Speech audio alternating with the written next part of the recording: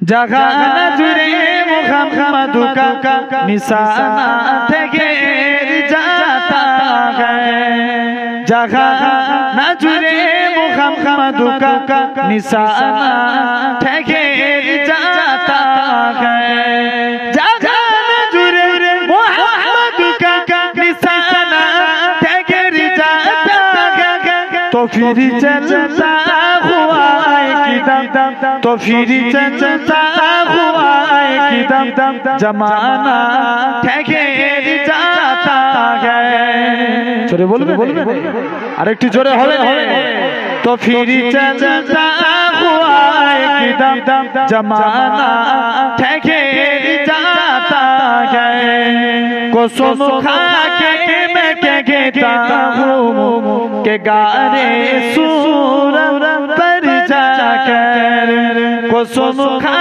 के मैं कहता हूँ कि गारे सूरत पर जाकर कसम खा के मैं कहता हूँ कि गारे सूरत पर जाकर जमाने पर यारों का याराना ठहर जाता है और जोरे होवे ने जमाने पर यारों का याराना ठहर जाता है गवाह है मस्जिदे नबवी के दीवारे के सजदे में जोरे बोलबे ना सुभान अल्लाह আরেকটু জোরে হবে না गवाह है मस्जिदे नबवी के दीवारे के सजदे में गवाह है मस्जिदे नबवी के दीवारे के सजदे में नवासा हो जो कंगो नवासा हो जो कंगो तो आना ठहर जाता है नवासा हो जो कंगो तो आना ठहर जाता है जगह हो तो बचाना है जगह बातिल मिटाना है जोरे बोलबे ना सुभान अल्लाह আরেকটু জোরে হবে না जगह हो तो बचाना है जगह बातिल मिटाना है जगह हो तो बचाना है जगह बातिल मिटाना है वहाँ मेरे मुहम्मदु का वहाँ मेरे मुहम्मदु का दीवाना ठहर जाता है वहाँ मेरे मुहम्मदु का दीवाना ठहर जाता है अल्लाहुम्मा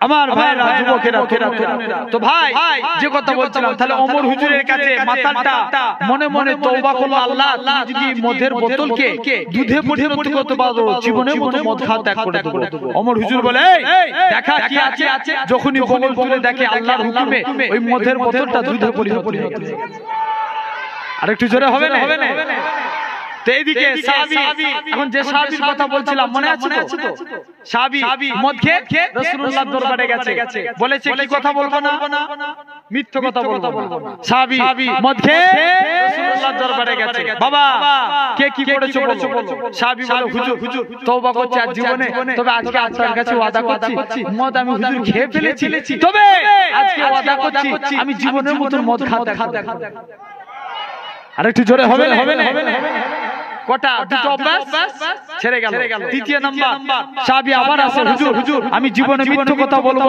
না আপনার কাছে ওয়াদা করেছি হুজুর আপনার কাছে ওয়াদা করছি হুজুর আজকের দিন থেকে আমি কথা দিলাম নামাজ পড়বো সাহাবী তাহলে একটা ভালো আমল মানুষকে পরিবর্তন করে, ঠিক কি না? একটা ভালো আমল তো সেরকম দেখবেন একটা গুনার কাজ মানুষকে ধ্বংস করে, ঠিক না? ভুল বলছি? যখন দেখবেন মানুষ একটা কোনো গুনাহের কাজে লিপ্ত হয়ে গেল, আস্তে আস্তে দেখবেন একটা গুনাহ করতে করতে সে যদি তওবা করে না ফিরে আসে, তাকে বিভিন্ন গুনার মধ্যে তাকে বেষ্টিত করা হয়ে যাবে, ঠিক কি না? শয়তান বিভিন্ন ধরনের গুনার মধ্যে তাকে ফেলে দিবে, আস্তে আস্তে করে সে বড় গুনাহগার হয়ে যাবে, ঠিক কি না? আমার ভাইরা, তাই অচিরে আপনার আমার কাজ হলো তওবা করা। নেতাজিরা আজকে আল্লাহর কাছে তওবা করে আল্লাহ তাকে আমাকে কবুল করে নেবে। ভাই তো আমি যে কথা আলোচনা করতে করতে এই প্রসঙ্গে আসলাম, তাহলে নেতা চিনে মুখকে কন্ট্রোল করে। তাহলে আজ আজকে আমি দেখেন দিকে আজকে যে কথা বলছিলাম, তাহলে আমরা যদি টিকিট নিয়ে যেতে পারি ইনশাআল্লাহ নাজাত পেয়ে যাব। সেই টিকিট হলো কলেমা। আজকে দিকে এই কলেমাকে মিটানোর চেষ্টা চলছে। তবে আজকে এই ভাবরের জরিনে বসে বলে যাচ্ছি, মানুষ যদি হাজারো চেষ্টা করে ইসলামকে কলেমাকে কেউ কোনোদিন মিটাতে পারবে? আওয়াজ জোর করে বলেন পারবে? আরো জোরে বলেন পারবে? ইনশাআল্লাহ ওপেন চ্যালেঞ্জ দিয়ে বলে যাচ্ছি, যতদিন এই দুনিয়াতে আল্লাহর গোলামরা বেঁচে থাকবে, মুস্তাফা জানের রহমতের গোলামরা থাকবে, ইনশাআল্লাহ তামাম পৃথিবীর বুকে ইসলামের ঝান্ডা উড়বে। জোরে বলে আরো জোরে বলে। কেউ মিটাতে পারবে? কারুর ক্ষমতা নাই, ঠিক কি না? আমার ভাইরা, যুবকেরা, তরুণেরা, তাহলে আজ হবে আমরা নেতা চিন্তা আমল করব, ঠিক কি না? বলেন ইনশাআল্লাহ।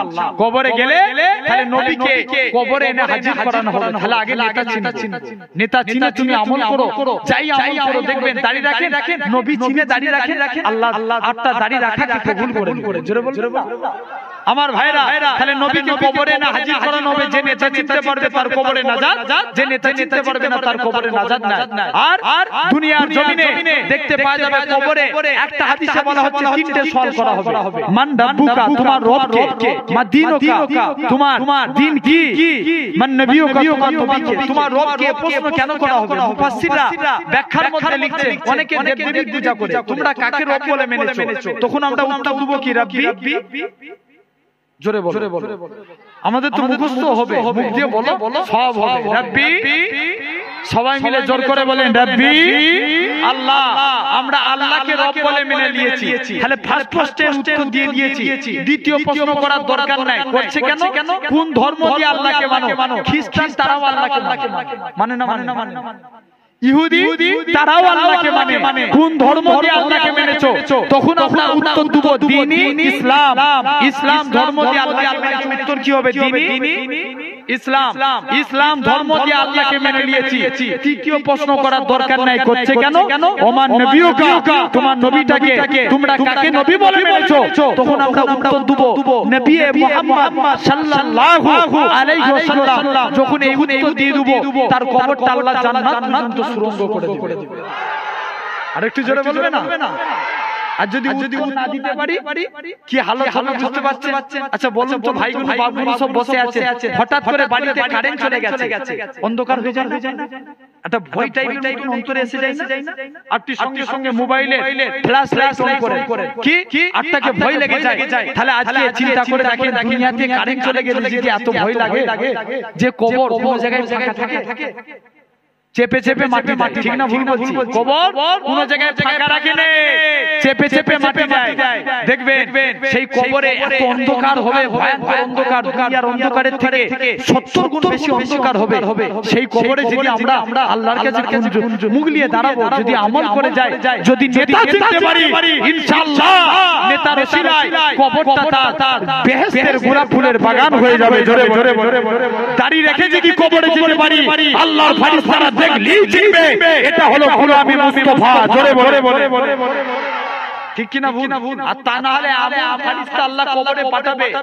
এই যে আমার হাতটা এই জায়গায় ঠেকছে, আমি বুঝতে পারছি তো কোন জায়গায় হাত ঠেকছে। আরে কথা বলো। সে ফেরেশতা চোখেও দেখতে পাবে না, কানেও শুনতে পাবে না। এই যে কোন জায়গায় মারলে যে অনুভূতি হয়, অনুভূতি শক্তি হবে না। যতদিন ফজর থেকে জোহর, জোহর থেকে আসর, আসর থেকে মাগরিব, মাগরিব টু ঈশা, ঈশা টু আবার ফজর, কন্টিনিউয়াসলি তার মার। আর যদি আমল করে যায় আল্লাহ তার কবরটাকে জান্নাতের গোলাপ ফুলের বাগান বানিয়ে দিবে। জোরে বলে ভাই নেতা চিনবো। আল্লাহ রাসূলের দেখেন নেতা চিনেছিল সাহাবা হুজুররা। আল্লাহ রাসূলের এক সাহাবী ছিলেন যার নাম ছিল হযরত সাদ। খুব কালো রঙের দেখতে, এত কালো আটটা কেউ পছন্দ করবে না, কেউ বিয়ে করতে চায় না। আজ দেখবেন সমাজে কালো মানুষের কপালে খারাপই আছে, ঠিক কি না? আরে কথা বলেন, আছে না নাই? কালো মেয়ে হলে বিয়ে চাই। বাস্তব কথা, আমি এটা আমাকে বলার জন্য না, আপনারা বাস্তবকে ভেবে বলুন। কালো মেয়ে হলে ছোট করে বিয়ে করতে চাই কেউ? দেখবেন আর ছেলে, কারণ রাসূলুল্লাহ জামানায় ছিল দ্বীনের দিকে লক্ষ্য করে। আর এখন আমাদের মেয়ের বাপেরাও দেখবেন আল্লাহ রাসূল মেয়েদের বিয়ে দিয়েছে টাকা দেখে দিয়েছে। হযরতে নাই ভাববেন হযরত উসমান গনি বড় লোক ছিলেন, অবশ্যই রাসূলুল্লাহ বলেছিলেন রাসূলুল্লাহর প্রথম কন্যা ইন্তেকালের পর আরেক কন্যার সঙ্গে উসমানের বিয়ে দিয়েছিলেন। আল্লাহ নবী বলেছিলেন যদি আমার আরেকটা কন্যা থাকতো আমি উসমানকে আরেকটা কন্যার সঙ্গে বিয়ে দিয়ে দিতাম। জোরে বলে আরো জোরে হবে না? আর হযরতে আলী তিনি বড় লোক ছিলেন। কথা বলে আম্মা জান আল্লাহ রাসূলের বেটি ফাতেমার বিবাহের বন্দোবস্ত করা হলো। খেয়াল করে শুনে সবাই বিয়ের প্রস্তাব দেয়, বড় কোটিপতি সাহাবারা বিয়ের প্রস্তাব দেয়। সবাই সবার বিয়ের প্রস্তাবকে প্রত্যাখ্যান করে দিল। সবাই বিয়ের প্রস্তাবকে প্রত্যাখ্যান করে দিল। চারজন মিলে হযরত আলীকে ডাকলেন। আটটা আবু বকর ওসমান সবাই মিলে বলে আলী তুমি একবার যাও না। ওমর সবাই মিলে ডেকে বলে আলী তুমি একবার যে বলে দেখো প্রথম দিন হযরত আলী গেলেন রাসূলুল্লাহর দরবারে, যে লজ্জায় কোনো কথা বলতে পারে না বেরিয়ে চলে। দ্বিতীয় দিন গেলেন, খুব খেয়াল করে শুনে কেন কথাটা বলছি। খুব দ্বিতীয় দিন গেলেন, দ্বিতীয় দিন যে কথাটা বলতে যাবে দ্বিতীয় দিন হযরত আলী বলতে পারলেন না, আবার ফিরে চলে। আল্লাহ নবী হুজুর একটা কথা বলবো। আল্লাহ বললেন বাবা আলী কি বলবে বলো। কিছু বলতে পারেন। আল্লাহ নবী আলীকে কাছে ডেকে বললেন বাবা আলী তুমি জামাই ধরে একটা কথা বলবে বলছো, তোমার কথাটা কি হুজুর? আল্লাহ নবী বলছে বাবা তুমি কি বিয়ে করতে চাও? যে রাসূলুল্লাহ আটটি যদি দিতে চান আমি করতে রাজি। জোরে বলবেন আরেকটু জোরে হবে। হযরত আলী বলছেন এমন সময়তে আল্লাহ নবী বললেন ঠিক আছে যাও আলী, আমি রাসূলুল্লাহ তোমার সঙ্গে আমার ফাতেমার বিবাহ দিয়ে দিলাম। জোরে বলবেন না, কারণ আলী আর ফাতেমার বিয়ে স্বয়ং আমার আল্লাহ কবুল করে নিয়েছে। জোরে হবে। আল্লাহ নবী বললেন বাবা আলী বিয়ে তো করলে দিন মোহর আদায় হয় না? বিয়েতে দিন মোহর কথা বলে। হযরত আলী বললেন বাবা আলী তোমাকে আমি ছোট থেকে জানি তুমি মোহর আদায় করবে, টাকা কই? হুজুর আমার কাছে টাকা নাই। কি আছে? হুজুর আমার কাছে তরবারি আর ঢালটা আছে। আল্লাহ নবী বললেন যাও বাবা আলী তরবারি যুদ্ধের জন্য প্রয়োজন, তুমি যাও এই ঢালটাকে নিয়ে চলে যাও। আল্লাহ নবীর সাহাবী হযরত আলী রাদিয়াল্লাহু তাআলা আনহু হুজুর আমার মদিনা বাজারে চলে গেলেন, মক্কা বাজারে চলে গেলেন। আল্লাহ নবী সাহাবী আল্লাহ নবী জামাতা হযরত সেনে আলী রাদিয়াল্লাহু তাআলা আনহু হুজরামা মদিনার বাজারে ঢালখানা কি বিক্রয় করতে চলে গেলেন। প্রতিমধ্যে হযরত উসমানের সঙ্গে দেখা হলো। হযরত উসমান বলে ও রাসূলুল্লাহ সাহাবী ও হযরত আলী তুমি কোথায় যাচ্ছ? হযরত আলী বলে ভাই উসমান আল্লাহ নবী ফাতেমা রাদিয়াল্লাহু তাআলা আনহার সঙ্গে আমি আলী বিবাহ ঠিক করে দিয়েছে। আমি আলী আমার এই ঢালটা বিক্রি করতে যাচ্ছি। এখন বলেন তো আমাদের ঘরে যদি বড় জামাইকে, এখন উসমান গনি রাসূলুল্লাহ জামাই তো, নবী কি উসমানের সঙ্গে আলোচনা করলেন? কথা বলেন। আর আমাদের ঘরে যদি মেয়ের অন্য শালীর বিয়ে দিবে, যদি বড় জামাইকে না বলে জামাই ফর্মে ফিরে যাবে। ঠিক না ভুল বলছি? হ্যাঁ বাস্তব না? আমার ভাই হযরত উসমান তিনি বললেন ভাই আলী যাও আজকের দিনে আমি তোমার এই ঢালটা কিনে নিলাম। জোরে বলবেন না? তবে আলী তোমাকে তো বিয়েতে কিছু গিফট দিতে হবে, যাও এই ঢালটা আবার আমি গিফট হিসাবে তোমাকে উপহার দিয়ে দিলাম। জোরে বলবেন। হযরত আলী ঢাল নিয়ে রাসূলুল্লাহর দরবারে এসে হাজির। আল্লাহ নবী দরবারে এসে হাজির হয়ে গেলেন। আটটা বিবাহ কমপ্লিট হয়ে গেল, নবীকে সমস্ত কথা বললেন। দেখেন কিন্তু আমার বলার উদ্দেশ্য হলো এটাই, হযরত আলীকে যে নবী বিবাহ দিলেন, আলী হুজুর টাকা দেখে রাসূলুল্লাহ বিবাহ দিলেন? কি দেখলেন ছেলে কিনা, ঠিক কিনা? কিন্তু আজ বাস্তব বুকে হাত রেখে যে যত মানুষ যাই বলুক দেখে নেবেন আজকে 8টার মেয়ের বাপেরা ছেলে দেখে ছেলের কত টাকা আছে, ঠিক না? ছেলে কোথায় কাজ করে, সরকারি না বেসরকারি, ঠিক না? কথা বলে ছেলের পজিশন দেখে মেয়ের বিবাহ দেয়। কিন্তু দেখেন আল্লাহর ওলিরা, ছোট হুজুর কেবলা এরকম ভাবে দেখেন আল্লাহর ওলিরা, আমি আমার নানা হুজুরের কথা বলি, সব মেয়েদের বিবাহ দিয়েছে 8টা, শুধু মাওলানা দেখে ছেলেগুলো দিনদার কিনা, তারপরে কোনো দেখে না ছেলের টাকা আছে কিনা, জমি আছে কিনা, তাদের খেয়ালাতটা ছিল আল্লাহ আল্লাহ রাসূলের। জোরে বলে আমার ভাইরা, যেদিকে সাহাবী দেখেন কেমন নেতা মেনেছে। সাহাবী বললেন হুজুর কালো বলে যে মেয়ে কি বিয়ের প্রস্তাব দিয়ে কেউ আমাকে বিয়ে করতে চায়। আল্লাহ নবী বলছে এই ব্যাপার, যাও তুমি চলে যাও, আমি রাসূলুল্লাহ তোমাকে বলে দিলাম, যাও তুমি আমার কথা বলবে। হুজুর তবে বলছেন তো একটা কাগজে লিখে দেন। আল্লাহ নবী কাগজে লিখে দিলেন, যাও তুমি আমার অমুক সাহাবী আব্দুল ওয়াহাবের কাছে চলে গেলে সালাম দিলেন। কারো বাড়িতে গেলে কবার সালাম দিতে হয়? তিনবার যদি সালাম উত্তর পান, আপনি কথা বলতে না পেলে রিটার্ন ফিরে আসলেন। 3বার সালাম দিলেন, সালাম দিয়ে উত্তর পেলেন। কি ব্যাপার? আল্লাহ নবী পাঠিয়েছেন, আমি আহলে সুফা একজন, আমার নাম সাদ, আজকের দিনে 8টার কন্যার সঙ্গে আল্লাহ রাসূল আমার বিয়ে দিয়েছে। জোরে বলবেন। মেয়ের বাপ বলছে তুমি এত কালো, আর আমার মেয়ে হচ্ছে হুরে মদিনার হুর, তুমি এই কালো লোকটার সঙ্গে আমার বিয়ে দেবো? আর তুমি ঠিক বলছো নবী পাঠিয়েছে? লোকটি সাহাবীটি বাড়িতে চলে গেলেন, যে দেখে মেয়ে কাঁদে। এখন মেয়ের মুখের দিকে তাকিয়ে বাপ কিছু বলতেই পারেনি, হয়তো ভাবছে লোককে এই সাহাবীকে কালো দেখে হয়তো মেয়ে কাঁদছে। মেয়ে তখন বলে আব্বা আমি এই জন্য কাঁদিনি 8টি, কারণ আমি মেয়ে এই জন্য কাঁদি, আমার বিয়ে স্বয়ং রাসূলুল্লাহ দিয়েছে, যে বিয়েতে আল্লাহ আল্লাহ রাসূল রাজি, আমি মেয়েও সে বিয়েতে রাজি। আরো জোরে হবে না? কিন্তু আমাদের এখনকার যুগের মেয়েরা এরকম ছেলে বিয়ে করবে, মডেল, ঠিক না? ছেলে কতটা স্টাইলিশ, ছেলে স্টাইল কেমন, ছেলে দেখতে কেমন, ছেলে প্রফেশনাল কেমন, স্ট্যাটাস কেমন, এরকম দেখে। স্মার্ট ছেলেটা কতটা, কিন্তু একবার দিনদারের দিকে দেখে না। বাট মেয়েও বিয়ে করতে গেলে, যুবকরা বিয়ে করতে যায়, মেয়ে শুধু রং ফর্সা হলেই হলো, ঠিক না? তাতে মেয়ে যা পারে করে। ভুল বলছি? রাসূলুল্লাহ বলছেন তোমরা নারীদেরকে বিয়ে করবে 4টে গুণের কারণে। নাম্বার 1 তার সৌন্দর্য, নাম্বার 2 তার বংশ মর্যাদা, নাম্বার 3 তার ধন সম্পত্তি, নাম্বার 4 তার দিনের দিকটা দেখবে। তবে দিনের দিকটাকে লক্ষ্য করে বিয়ে করবে। যদি ওসিয়াত না মানো, তারা বাদ ইয়াদাকা, এই হাদিসে শেষ অংশে বলা হচ্ছে তোমাদের হাত ধুলোয় ধূসরিত হোক। আজকে দেখেন যত বেশিরভাগ ঘরে দেখবেন স্বামী স্ত্রী এত অশান্তি কেন বলেন তো? যুবকগুলো নতুন বিয়ে করে নতুন কি মহব্বত, আর তারপরেই দেখবেন একটু হোয়াটসঅ্যাপ গালি বহু সন্দেহ, ঠিক না? ভুল বলছি? আরে হ্যাঁ না বলো আমার ভাই, এই সমস্যা কেন বলেন তো? আমরা নবীর হাদিসের প্রতি মানে উল্টো আমল করেছি, যার কারণে আজকে দেখেন আমাদের পরিস্থিতি এরকম। ভাইরা, যুবকেরা, তো সাহাবীর মহিলা বললেন আব্বা জান, যে বিয়েতে আল্লাহ আল্লাহ রাসূল রাজি, আমি মেয়েও সে বিয়েতে রাজি। মেয়ের বাপ দৌড়ে আসলেন, হুজুর আপনি সাহায্যে পাঠিয়েছিলেন, বেয়াদবি মাফ করেন। হুজুর আমার মেয়ের সঙ্গে 8টার সাদের আমি মহিলার বাপ হয়ে আমি কথা দিলাম, দুজনের মধ্যে বিবাহ বন্ধনে আবদ্ধ করে দিলাম। জোরে বলবেন না? আল্লাহ নবী সাদের বিয়েতে 400 দিরহাম মোহর ধার্য করলেন। কত?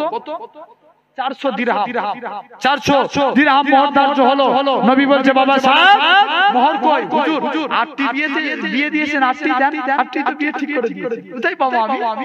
8টি দেন। আল্লাহ নবী বললেন যাও আমার জুননুরাইন উসমান গানির কাছে চলে যাও, আমার আব্দুল্লাহ বিন আউফের কাছে চলে যাও, দুজনের কাছ থেকে যে টাকা নিয়ে আসেন। যাও দুজন মিলে দুজনের কাছে চলে গেলেন, টাকা আনতে গেলেন।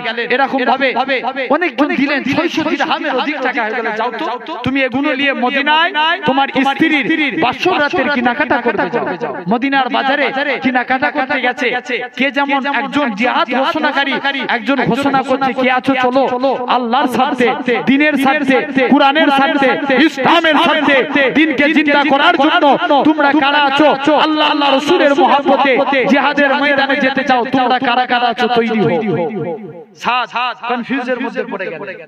মনে মনে করছে আমার কাছে আমার নবী আগে না আমার স্ত্রী আগে, নবী আগে না স্ত্রী আগে, আগে কে?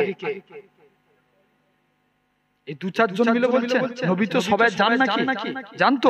আমরা কারা কারা নবীকে ভালোবাসি একটু হাত তুলে দেখাবে? নারে তাকবীর, আরো আওয়াজটা জোর করে বলেন নারে তাকবীর, নারে তাকবীর। আলহামদুলিল্লাহ, নবীকে জানে রহমত মুস্তাফাকে তো আমরা মহব্বত করি। সবাই মিলে বলছে আজকের দিনে যাই যে দেখি সবাই মিলে বলছে ব্যাপারটা কি, তবে মনে মনে কনফিউজের মধ্যে পড়ে যাচ্ছে আমার কাছে আমার নবী আগে না আমার স্ত্রী আগে। কেন না হাদিস পাকের মধ্যে এসেছে লা ইউমিনু আহাদুকুম, তোমরা ততক্ষণ পর্যন্ত প্রকৃত মুমিন হতে পারবে না হাত্তা আকুনা হাব্বা ইলাইহি, যতক্ষণ পর্যন্ত আমি তোমাদের কাছে ফেভারিট না হই, প্রিয় না হই, মি ওয়ালিদিহি, তোমাদের মা বাবা, ওয়া ওয়ালাদিহি, তোমাদের সন্তান সন্ততি, ওয়ান নাসি আজমাইন, সর্বাপেক্ষা আমি রাসূলুল্লাহ যদি তোমাদের কাছে প্রিয় না হই তোমরা দুনিয়াতে প্রকৃত মুমিন হতে পারবে না। তাহলে দেখেন সমস্ত কিছু থেকে কাকে আগে বেশি ভালোবাসতে হবে? নবীকে। এখন সাজ মনে করছে যে নবী না থাকলে আমি তো এই মেয়ে, জোরে বলবেন না? চলে গেলেন বলে আমার স্ত্রীর বাসরাতের কেনাকাটা বাদ দিয়ে যুদ্ধে সরঞ্জাম কিনতে লাগলেন।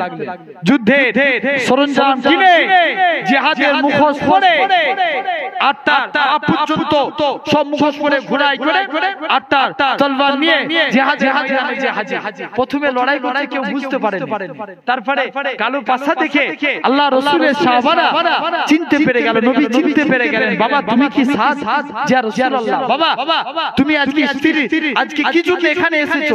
হযরতে সাদ মনে নিয়ত করছে আল্লাহ যুদ্ধ করব, যুদ্ধ করতে করতে শহীদ হব, তোমার জান্নাত পেয়ে যাব। জোরে বলবেন না? জিহাদ এই নিয়ত করে জিহাদের ময়দানে নেমে গেছে, যুদ্ধ করতে লাগলেন, হুজুর শহীদ হয়ে গেলেন। আল্লাহ নবী সাদের কবরের পাশে সবাই মিলে যে সাদের কথা নবীকে বললেন যে হুজুর সাদ শহীদ হয়ে গেছে। সাদের কবরের পাশে দাঁড়িয়ে নবী একবার কেঁদে ফেললেন, আবার মুচকে হাসতে লাগলেন। আল্লাহ নবী বললেন বাবা সাদ তুমি আজকের দিনে কাঁদো? নবী সাহাবারা জিজ্ঞাসা করলেন ইয়া রাসূলুল্লাহ হাবিবাল্লাহ, হুজুর আপনি একবার কাঁদছেন আবার মুচকে হাসছেন, এর কারণটা একটু জানতে চাই। আল্লাহ নবী মুসলমান করে মেরা পারা তরুণেরা আল্লাহ নবী কি জানিয়ে দিয়েছিলেন? আল্লাহ নবী কি বলেছিলেন? ও সাহাবারা আমি রাসূলুল্লাহ যেটা জানি তোমরা সেটা জানো না, আমি রাসূলুল্লাহ যেটা জানি তোমরা সেটা জানো না। কেন না আমি রাসূলুল্লাহ আমার সাথে কবরের দিকে কেন না কেঁদে ফেলেছিলাম, কেন আমার সাথে দুনিয়ার কথা চিন্তা করেছিল, কিন্তু আমার আল্লাহ পাক আমার সাথে কবরটাকে বেহেশতের গোলাপ ফুলের বাগান বানিয়ে দিয়েছে। তবে আর রাসূলুল্লাহ হাবিবাল্লাহ হুজুর আপনি কেন মুচকে আসতে লাগে? আল্লাহ নবী সাহাবাদিও কি আল্লাহ নবী বলতে লাগে ও বাবা সাহাবারা আমি রাসূলুল্লাহ কেন আমার সাথে কবরের দিকে তাকিয়ে কেন মুচকে আসছিলাম? কেন না আমার সাথ কালো, দুনিয়ার জমিনে কালো মানুষের কেউ সম্মান দেয় না। কেন না হযরতে বিলাল ছিল কালো, ঠিক কি না? হযরতে বিলাল ছিল কালো, বিলাল কালো বলে সাহাবারা বিলালের সঙ্গে মুসাফা করে না, মুআনাকা করে না। হযরতে বিলালের অন্তরে দুঃখ হতো, কালো মানুষ বলে যে আমার সঙ্গে মুসাফা করে না। হযরতে বিলাল আল্লাহ নবী ডাক দিয়ে বললেন এ হযরতে বিলাল চলে যাও একখানা খুরমা নিয়ে আসো। হযরতে বিলাল একখানা খুরমা নিয়ে আসলেন। আল্লাহ নবী বললেন ওগো বাবা বিলাল অর্ধেক খুরমা তুমি খাও, বাকি অর্ধেক খুরমা খানা আমি নবী আমার জন্য রেখে দাও। হযরতে বিলাল অর্ধেক খুরমা খানা খেয়ে নিলেন, বাকি অর্ধেক খুরমা খানা আল্লাহ নবীর জন্য রেখে দিলেন। আল্লাহ নবী বিলালের জুতা খানা খেতে যায়। আল্লাহ নবী সাহাবারা আল্লাহ নবী সাহাবী হযরতে বিলাল আল্লাহ নবী কদমে পড়ে যায়। ইয়া রাসূলুল্লাহ হাবিবাল্লাহ, ইয়া রাসূলুল্লাহ হাবিবাল্লাহ, হুজুর আপনার গোলাম আমি, হুজুর আপনার জুতা আমি খাবো, হুজুর আপনি আমার জুতা খাবেন না, এটা মানা যাবে না, এটা মানা যাবে না। আল্লাহ নবী জুতা খানাকে আল্লাহ নবী বিলালের জুতা খানাকে সাহাবাদিওকে প্রমাণ করে দিয়েছিল আমার রাসূলুল্লাহ কালো বিলালকে কতটাই না মহব্বত করে থাকে। কোন বিলালের কথা বলি মদিনার মসজিদে বিলাল আযান দিত আল্লাহ নবী সাহাবারা আল্লাহ নবী সাহাবারা আল্লাহ নবীকে জানানি জানালো ইয়া রাসূলুল্লাহ হাবিবাল্লাহ বিলালের কণ্ঠস্বরটা আমাদের ভালো লাগে না বিলালের আযান আমাদের পছন্দ হয় না বিলালকে আযান দেয়া থেকে বরখাস্ত করুন আল্লাহ নবী কি জানিয়ে দিয়েছিলেন ওগো বাবা বিলাল চলে যাও তোমাকে আর আযান দেয়া লাগবে না তুমি এখান থেকে চলে যাও হযরতে বিলাল কারো সুরকে কোনো কথা না বলে নিজে বাড়িতে চলে গেলেন তাহাজ্জুদের টাইমে আল্লাহর কাছে কাঁদতে লাগলেন আল্লাহ পাক বলা দিয়ার মালিক আল্লাহ তুমি সম্মানের মালিক তুমি কালো খোরার মালিক তুমি আল্লাহ যদি আযানের মধ্যে আশহাদু আন্না মুহাম্মাদার রাসূলুল্লাহ এই কথাটা না বলতে পারি আমি বিলাল বুক পেতে মারা যাব আল্লাহ তুমি আমার উপরে যথেষ্ট হয়ে যাও আল্লাহ তোমার উপরে ভরসা করে রইলাম ও যুবকেরা পরের দিন ফজরের সময় হয়ে যায় মদিনার মসজিদে আযান হয় না কে আযান কানা দিবে মদিনার মসজিদে আযান হয় না আমার আল্লাহ পাক জিবরাইল আমিনকে পাঠিয়ে দিলেন এ হযরত জিবরাইল চলে যাও আমার রাসূলুল্লাহকে জানিয়ে দাও আমার রাসূলুল্লাহকে বলে দাও কেন না বিলালের আযানটাকে আমার আল্লাহ কবুল করে নিয়েছে ও যুবকেরা কোন বিলালের কথা বলি আমার রাসূলুল্লাহ যখন কাবা ঘরটা পুনর্নির্মাণ করলেন আমার রাসূলুল্লাহ হযরত বিলালকে কাবার সাথে তুলে দিও এ হযরত বিলাল কাবার সাথে উঠে যাও কাবার সাথে উঠে যে আযান দাও হযরত বিলাল বলতে লাগে ইয়া রাসূলুল্লাহ হাবিবাল্লাহ কখনো মদিনা শরীফ থেকে কাবার দিকে মুখ করে আযান দিয়েছি কখনো বাইতুল মুকাদ্দাসের দিকে মুখ করে আযান দিয়েছি ইয়া রাসূলুল্লাহ হাবিবাল্লাহ হুজুর আজকে আমি বিলাল কাবার সাথে উঠে গিয়েছি আমি কোন দিকে ফিরে আযান দেব আমার রাসূলুল্লাহ কি বলেছিলেন এ হযরত বিলাল তুমি কি আমি নবী আমাকে দেখতে পাচ্ছ না আমার দিকে ফিরে আযান দাও আমার রাসূলুল্লাহ কাবা বানিয়েছে আরো জোরে হবে না হুজুর আর আপনি সাদের কবরের দিকে তাকিয়ে কেন হাসছিলেন বাবা আমার সাদ কালো ছিল দুনিয়ার মেয়ে ছেলে সাদকে বিয়ে করতে চাইতো না কিন্তু আমার সাদ কবরে আল্লাহর জান্নাতি হয়ে জান্নাতি হুরগুলো সাদের কবরে নেমে গেছে আমি রাসূলুল্লাহ হাসতে লাগি জোরে জোরে কথা বুঝতে পারছেন আমার ভাইরা তাহলে আমরা নেতা চিন্তা অনেকটা রাত হয়ে গেছে আর বেশি নয় কথা বুঝতে পারছেন প্রায় 12টা বেজে গেছে আমি 11:30টার মধ্যে শেষ করে দেওয়ার কথা ছিল 12টা এখনই অলরেডি প্রায় বেজে গেছে যাই হোক আপনারা কষ্ট পেলেন তবে স্মরণ করেন মরণকে আজকে যেহেতু ভাই আমি বিষয়ের উপর আলোচনা করতে পারতাম যেহেতু আজকে এটা কবরের উদ্দেশ্য করে একটা সবরে শ্রেণীর মাহফিল একটা দোয়ার মাহফিল ঠিক কি না প্রতি বছর হয় আমার ভাইরা এই গ্রামবাসী এলাকা সবাই মিলে বসে মাশাআল্লাহ আপনারা করেছেন আলহামদুলিল্লাহ ভাই আল্লাহ পাক রব্বুল আলামিন কবুল করেন সকলে যতটুকু আলোচনা করলাম কেউ কষ্ট পেলেন যে কষ্ট পেলেন জি ভাই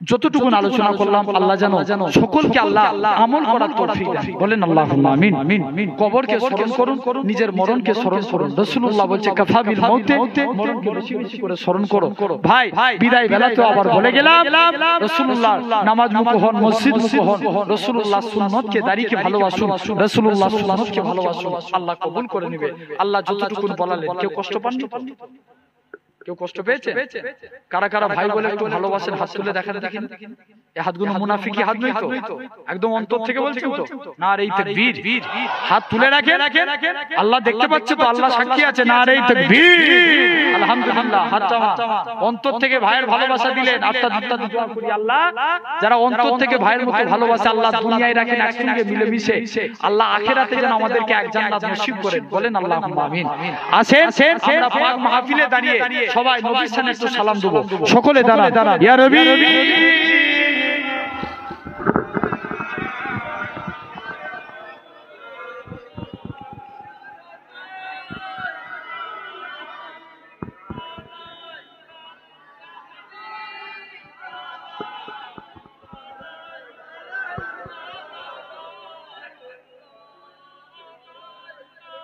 طلع البدر علينا من سنين ياتي بداي وجب سكر علينا ما دنا لله يا نبي سلام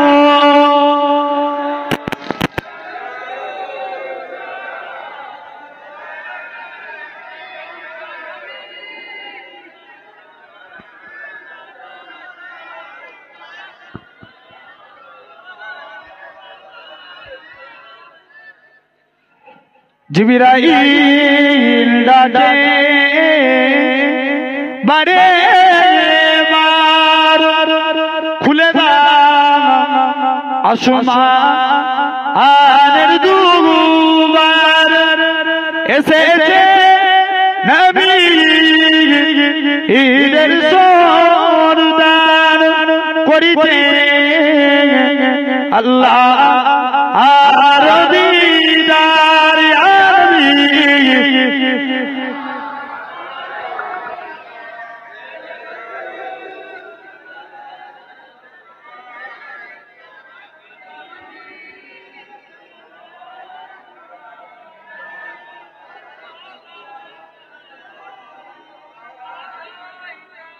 কঠিন হাসরের দিনে কি আছে মদে এই কপালে গুনাহগার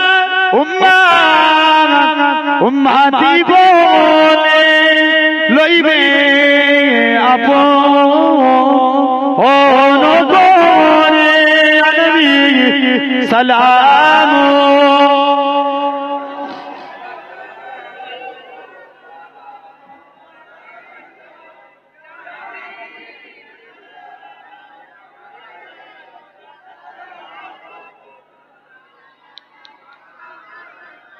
সকল আস্তে আস্তে বসেন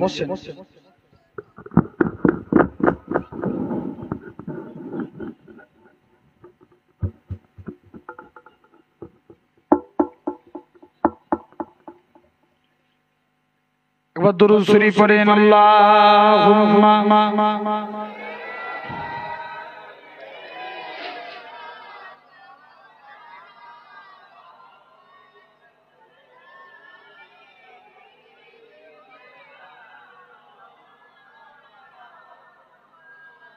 दुरूद शरीफ अल्लाहुम्मा सल्ली अला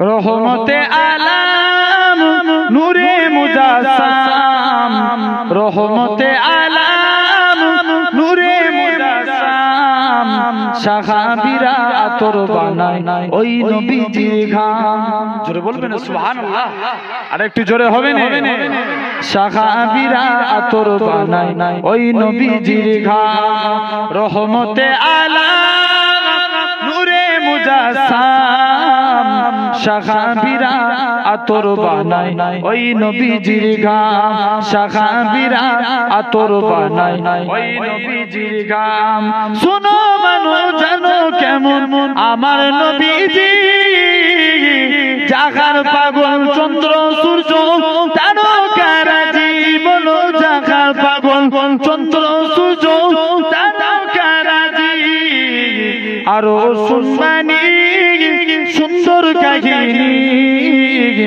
আরো শুনবানি সুন্দর কাহিনী জান্নাতের রুমে রুমে লেখা নবীর নাম জোরে বলবেন জান্নাতের রুমে রুমে লেখা নবীর নাম রহমতে আলাম নূরে মুজাসসাম রহমতে আলাম নূরে মুজাসসাম সাহাবীরা আতর বানায় ওই নবীজির ঘাম সাহাবীরা আতর বানায় ওই নবীজির ঘাম উসনে আন্না একটা খেজুর গাছের নাম যাকে ধরে খুতবা দিতেন উসুনে হান্নানা একটা খেজুর গাছের নাম, যাকে ধরে খুতবা দিতেন রাসূল আকরাম, যাকে ধরে খুতবা দিতেন রাসূল আকরাম। গাছটা নবীর বিরহে কাঁদিতে রহে, হতভাগ হইলেন যত সাহাবায়ে কেরাম। রহমতে আলাম নূরে মুজাসসাম, রহমতে আলাম নূরে মুজাসসাম। সাহাবীরা আতর বানায় ওই নবীজির ঘাম, সাহাবীরা আতর বানায় ওই নবীজির ঘাম। আল্লাহুম্মা সাল্লি আলা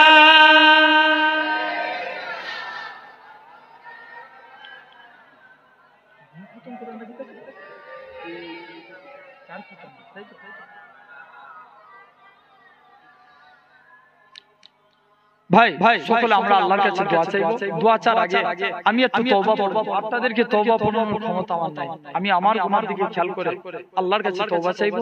আপনারাও যে যার নিজেদের গুনার দিকে খেয়াল করে আল্লাহর কাছে তওবা চান, আল্লাহ জীবনের গুনাহকে maaf করে দিবে ইনশাআল্লাহ।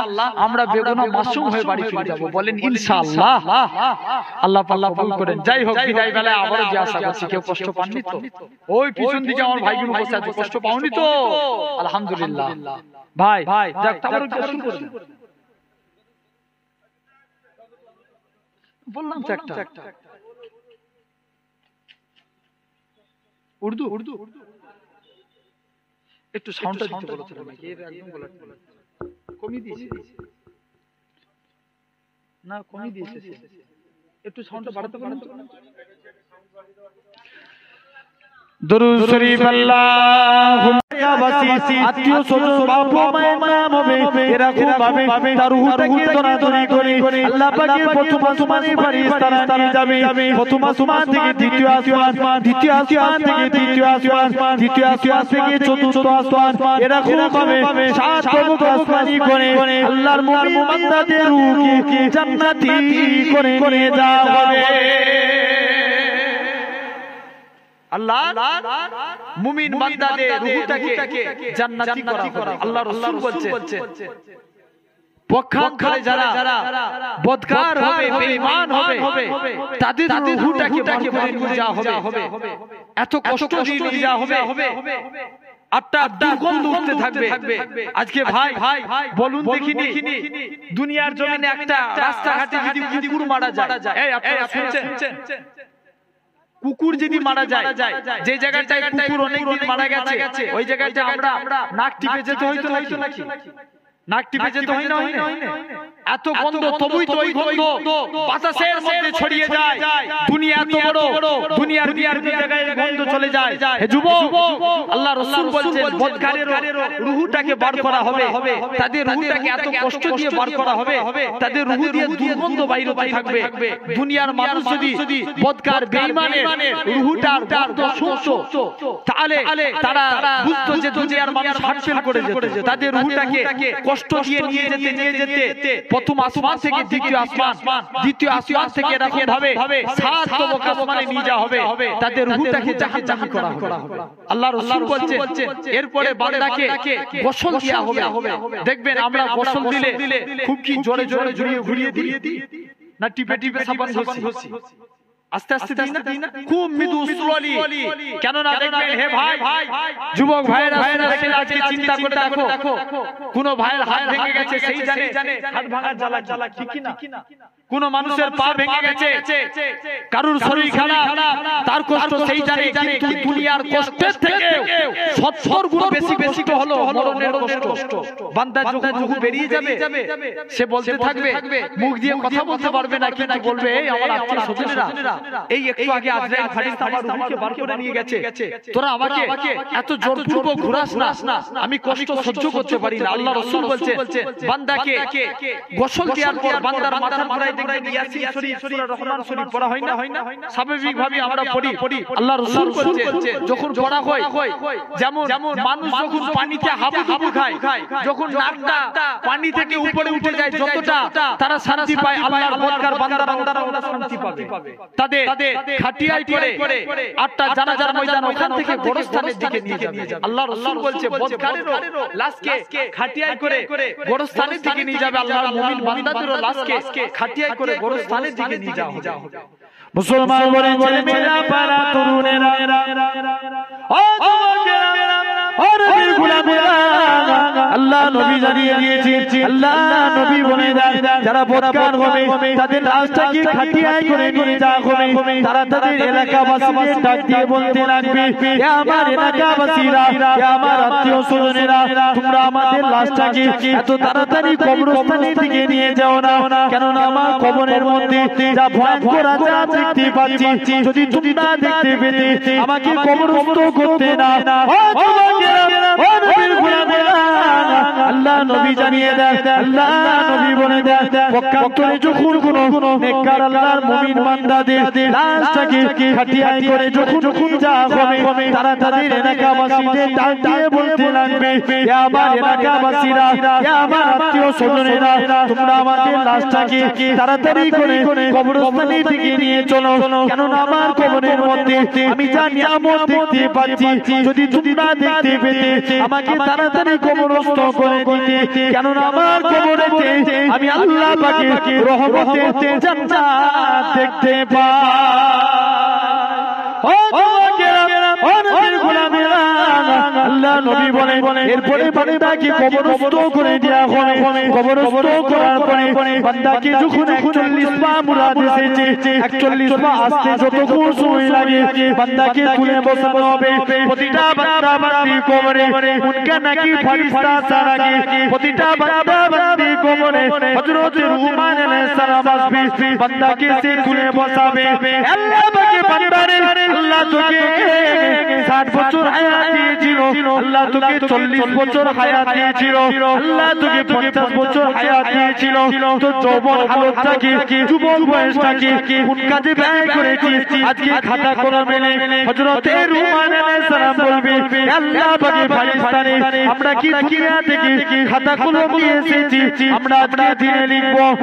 না কোথায় পাবো ও যুবকেরা ও নবীর গোলামেরা হযরত রুহমান আলাইহিস সালাম কি নেককার বলে কি বদকার বলে প্রতিটা বান্দা বান্দি মুখে দিক থেকে এক টুকরা কাফনের টুকরা ছিঁড়ে বলবে এই কাফনের টুকরাটা হলো তোমার জন্য খাতা সাদা তাবুলটা হলো তোমার জন্য কলম মুখে থুতুটা হলো তোমার জন্য কালি বান্দা মুখ থেকে থুতু নিয়ে কালি নিয়ে সাদা তাবুলে করে লিখতে থাকবে লিখতে লিখতে বান্দার মুখে থুতু ঘুরিয়ে যাবে তথাপি লেখা শেষ হবে না ও যুবকেরা ও নবীর গোলামেরা হযরত রুহমান আলাইহিস সালাম প্রতিটা বান্দা বান্দি গলায় ঝুলিয়ে দিয়ে চলে যাবে কাল কিয়ামতের ময়দানে আল্লাহ পাক যারা নেক কাজ করে যাবে তাদের তো কোনো বেলা নাই যারা অন্যায় করবে আল্লাহ পাক আফসোস করে বলতে লাগবে ওরে আমার বান্দা নে তোদেরকে হেদায়েতের পথে আনার জন্য আমি আল্লাহ পাক যুগে যুগে কত আমার নবী রাসূল পাঠিয়েছি তারপরেও তোরা এত গুনাহ কাজ করেছিস বান্দারে তোদেরকে হেদায়েতের পথে আনার জন্য আমি আল্লাহ পাক কত আবার আউলিয়া বান্দাদের তৈরি করেছি তারপরেও তোরা এত গুনাহ কাজ করেছিস ও যুবকেরা ও নবীর গোলামেরা বান্দা ভেবেছে দুনিয়ায় মিথ্যা কথা বলে পার হয়ে গেছি আল্লাহর কাছে মিথ্যা কথা বলে পার হওয়া যাবে কি জোরে বলে পার হওয়া যাবে না আল্লাহ পাক নামাজ পড়েছিলাম তোমার ফেরেশতারা লিখে না আল্লাহ পাক জানাবে হে আমার বান্দারে তবে আজকে দিনে আমি আল্লাহ পাক আমাকে সিজদা দে বান্দা সিজদা দিয়া তৈরি হয়ে যাবে ও যুবকেরা তুমি আমি জীবনে দেখাই পাবো তোমার আমার মুখ সাক্ষী দিতে লাগবে আল্লাহ পাক এই মুখ দিয়ে আপনার বান্দাটা কোনদিনই পাক পবিত্র কালামুল্লাহ শরীফ কিন্তু অনেকে ফ্যাশন লাগিয়ে দিয়েছে, ঠিক কি না ভুল? দেখবেন অনেক ভাই আছে দাড়ির মধ্যে ফ্যাশন, ঠিক না ভুল? আরে কথা বলেন আছে না নাই? নবীর সুন্নাত নেতার সুন্নাত বলে মানে নবী বলছে মান হাব্বা সুন্নতি, যে আমার সুন্নাতকে ভালোবাসলো, ফাঁকা দাহাবানি, সে আমি নবী আমায় ভালোবাসলো, ওমান হাব্বানি, যে আমি নবী আমায় ভালোবাসলো, কানা মাই ফিল জান্নাত, আমি রাসূলুল্লাহ কথা দিলাম তাকে জান্নাতে না নিয়ে যে আল্লাহর দয়ায় জান্নাতে যাব না। জোরে বলবেন না? তাহলে সেই নেতাকে আগে চিনতে হবে। খবরদার যিনি ভাবেন কুরআন পড়লেই মুসলমান, কুরআন বাংলায় ব্যাখ্যা করেছিল গিরিশ চন্দ্র বাবু, মুসলমান বলা যাবে? আর একটু সারা দাও, বলা যাবে? যদি ভাবি দাঁড়িয়ে রাখলে মুসলমান, বর্তমান সমাজে যত খেলার প্লেয়াররা আছে সবাই দাঁড়িয়ে রাখে, মুসলমান বলা যায় না। মুসলমান হতে গেলে হাদিস পাকের মধ্যে এসেছে বুনিয়াল ইসলামু আলা খামসিন, ইসলাম পাঁচটি স্তম্ভের উপর দাঁড়িয়ে আছে। ফার্স্ট শাহাদাতু আল্লা ইলাহা ইল্লাল্লাহ, আগে এই কথার প্রতি সাক্ষ্য দাও আল্লাহ ছাড়া কোনো উপাস্য নাই, আল্লাহ ছাড়া কোনো মাবুদ নাই, ওয়া আন্না মুহাম্মাদান আবদুহু ওয়া রাসূলুহু, মুহাম্মদ সাল্লাল্লাহু আলাইহি ওয়াসাল্লাম হলেন আল্লাহর প্রেরিত রাসূল। জোরে বলবেন না? আরেকটু জোরে হবে না? তাহলে ভাবতে হবে আগে নেতাকে কালেমাকে মানতে হবে। এখান থেকে আটটি দেখবেন হাওড়া থেকে যদি দিল্লি যেতে চান টিকিটের প্রয়োজন হয় না? আরে কথা বলো। হয়তো টিকিটের প্রয়োজন হয়, নালে কিন্তু টিটি তোমাকে মাঝখান থেকে নামিয়ে দিবে বা ফাইন করবে। তেমনি দুনিয়া থেকে আল্লাহ জান্নাত যেতে গেলে আপনার আমার একটা টিকিটের প্রয়োজন হয়, সেই টিকিটটা হলো কালেমার উপরে বিশ্বাস রাখতে হবে। যারা বিশ্বাস রেখেছিল দেখেন আজ তারা দুনিয়া থেকে বিদায় নিয়েছে, আল্লাহ জান্নাতি হয়ে বিদায় নিয়েছে। জোরে এই কালেমার এত বড় গুণ। নবী বলছে যার শেষ কথা কালেমা, অর্থাৎ দুনিয়ার যার শেষ কথা কালেমা, বেশক সে জান্নাতি। জোরে বলবেন? আরেকটু জোরে হবে। তাহলে আজ আমাকে ভাবতে হবে আটটা আমার ভাই মুখকে কন্ট্রোল করা লাগবে, ঠিক কি না ভুল? আরে হানা বলো। দেখবেন আমরা মুখ দিয়ে কথা বলি। এই আপনার বাজারের নাম কি? ভাঙর। এখন যদি কেউ বলে আমি ভাঙর বাজারে যাব, ওখান থেকে গিয়ে বাজার করে নিয়েছে, গোসল করে আমি 6 লাইন যাব, 12,000 হাজার, এই যদি কেউ কথাটা বলে দেখবেন 4 বার মুখ দিয়ে একটা নাপা উচ্চারণ করে। ভুল না? ঠিক বলছি? বলে না?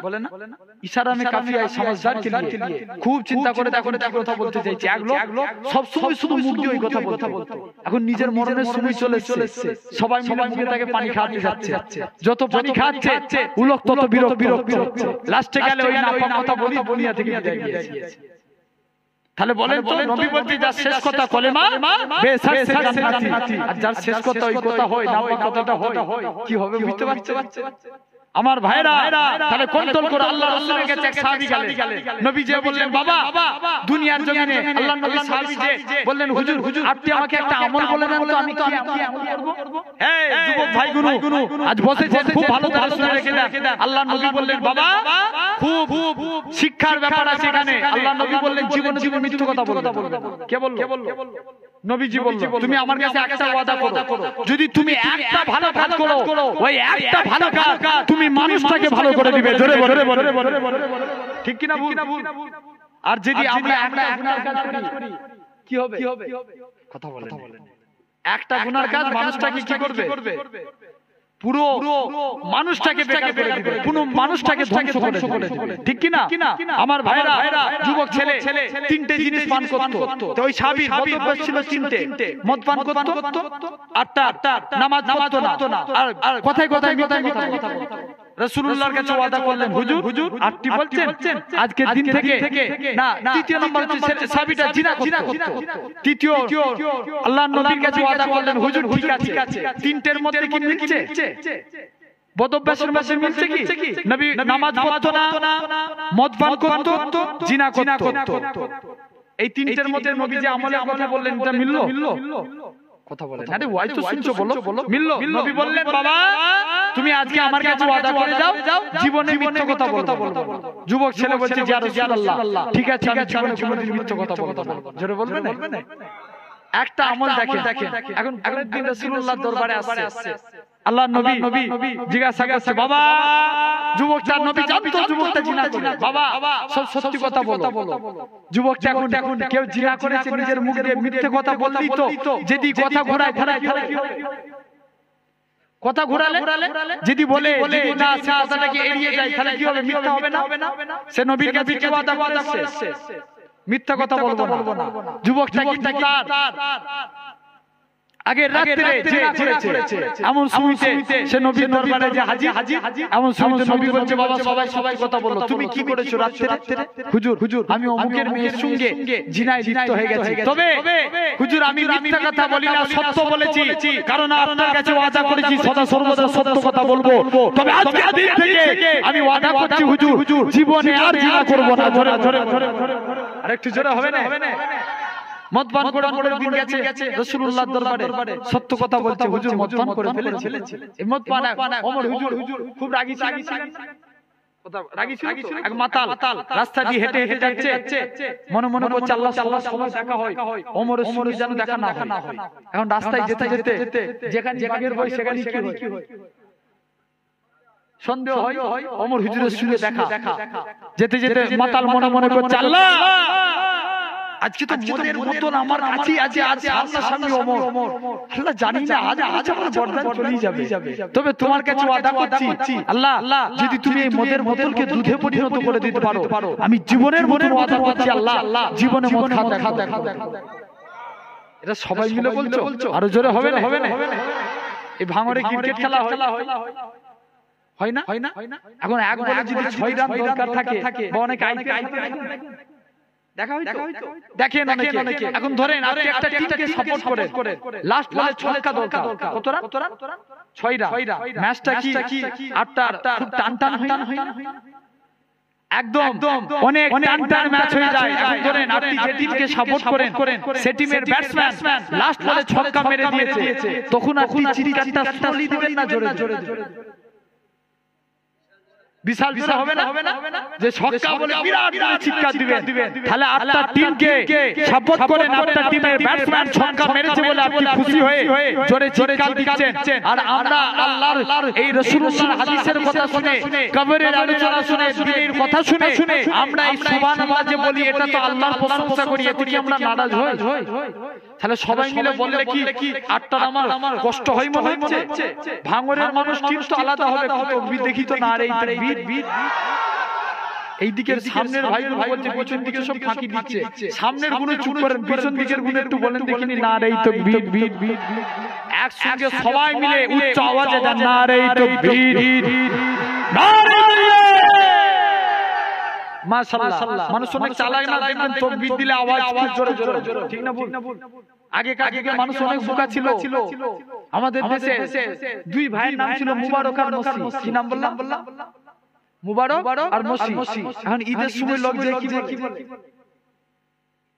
ঈদ মুবারক বলে তো ঈদ মুবারক বলে না সবাই ঈদ মুবারক দিয়ে মুছে এখন ঈদ মুবারক মানা করে এখন মুবারক যত ঈদ মুবারক বলছি তো মসি খেপে লাল হয়ে যাচ্ছে বলছে তোরা আজকে ঈদ করতে এসেছিস তুই বড় ভাইয়ের নাম বলবি আর আমি কি বেকার লাস্টে গেলে এখন কিছু মানুষ ওকে খুশি করার জন্য ঈদ মসি বলছে বলা যাবে তাহলে আগেকার যুগের মানুষ এত বোকা ছিল আর এখন দেখেন চালা হতে মসজিদে বসে আল্লাহ জিকির করছে হুজুর জিজ্ঞেস করছে আগো চাচা তুমি যে জিকির করো তোমার সংসার চলে কি করে চাচা বলছে বাবা তুই জানিস আমার বাপের যত জমি জায়গা ছিল সব বিক্রি করে ব্যাংকে মোটা অঙ্কের টাকা ডিপোজিট করে রেখে দিয়েছি সুদ সুলি খায় আর আল্লাহ এখন সুদ খাওয়া গুনাহ না সব কথা বলেন সুদ খাওয়া কি সব গুনাহ কেন না কেউ যদি 1 দিরহাম পরিমাণ মিনিমাম আমাদের এখানে ধরে করেন 70 থেকে 75 টাকা কি আরো বেশি হবে আমি অ্যাপ্রোপ্রিয়েট একটা বলছি 70 থেকে 75 টাকা পরিমাণ যদি কেউ সুদ খায় 37 বার জিনা করলে যত গুনাহ হয় ওই 70 থেকে 75 টাকা সুদ খেলে তত গুনাহ বুঝা আসছে আমার ভাইরা তাহলে অবিলম্বে যারা সুদের কারবার করে এই জিনিসকে বর্জন করা লাগবে ঠিক এখন হুজুর বলছে হাগো চাচা সুদ খাওয়া গুনাহ তুমি জানো বলছে জানি তো ওইজন্য ব্যাংকের বই আমার নামে নাই কত চালাক ব্যাংকের বই আমার নামে নাই আমার স্ত্রীর নামে করা আছে কথা বুঝতে পারছেন আমার ভাইরা যুবকেরা তরুণেরা আল্লাহ পাক রব্বুল আলামিন কবুল করেন ভাই তো যে কথা আলোচনা করছিলাম তাহলে আজটাকে আমাকে ভালো লাগবে আমরা জোরে জোরে যদি সুবহানাল্লাহ বলি আমাদের গুনাহ তো হবে না তাহলে একসঙ্গে আমরা সবাই মিলে বলবো একসঙ্গে যখন সুবহানাল্লাহ দরকার হবে আমরা একসঙ্গে সুবহানাল্লাহ